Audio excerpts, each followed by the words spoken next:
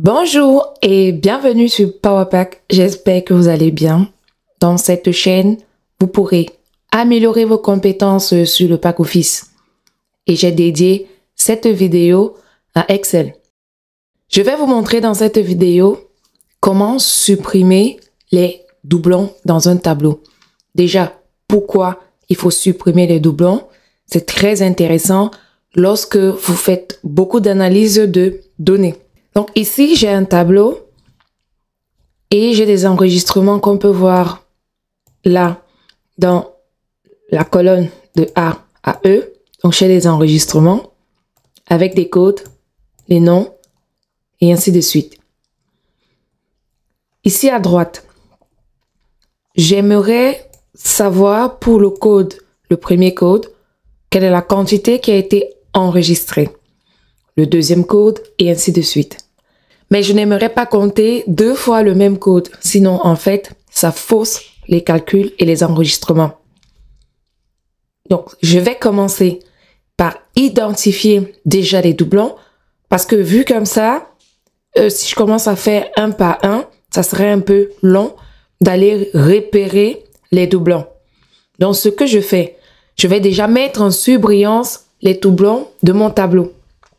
Pour ce faire, vous allez ici, dans l'onglet Accueil, vous avez dans l'onglet Style ici, Mise en forme conditionnelle. Donc, on clique dessus. On vient dans Règles de mise en surbrillance des cellules et on va cliquer sur Valeur en double. Vous savez pourquoi ça n'a pas fonctionné? Parce qu'on a choisi une seule cellule, c'est-à-dire celle que vous voyez ici, dans la cellule I15. On va recommencer en sélectionnant la colonne et on revient faire les valeurs en double. Et on demande à ce qu'on ait les valeurs en double en surbrillance, remplissage rouge clair. Donc là, j'ai les valeurs en double. Je vois donc que si je considère ce total, j'aurai vraiment le résultat qui sera faussé. Et pour éviter que le résultat soit faussé, je vais supprimer les doublons. Pour ce faire, on va sélectionner toute la colonne. Ensuite, on va dans Données. On a ici dans le panneau Outils des données le bouton Supprimer les doublons. On va cliquer dessus. Il demande d'étendre la sélection.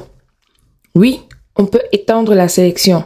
Donc, je peux demander à supprimer tout de suite les doublons. Et c'est ce que je vais faire. Ensuite, il me demande de sélectionner. Je veux supprimer quel doublon? Est-ce que je vais supprimer les doublons de la référence? Je dirais oui, parce que la référence est liée au nom et à la quantité. Donc, je demande à supprimer la référence. Il a réduit, en fait, ici, la liste. Et quand je viens faire le total, je vois que je n'ai plus qu'un total de 235 au lieu de 482 que j'avais ici lorsque je n'avais pas supprimé les doublons. Une autre façon de faire, on va sélectionner les trois colonnes. On vient dans Données, supprimer les doublons et on enlève la quantité. Donc on va supprimer les doublons liés à la référence et au nom. Et on arrive, pareil, au même résultat. Donc, voilà comment vous pouvez supprimer les doublons dans Excel. N'hésitez pas à laisser un commentaire avant de partir. Aimez la vidéo si ce n'est pas encore le cas.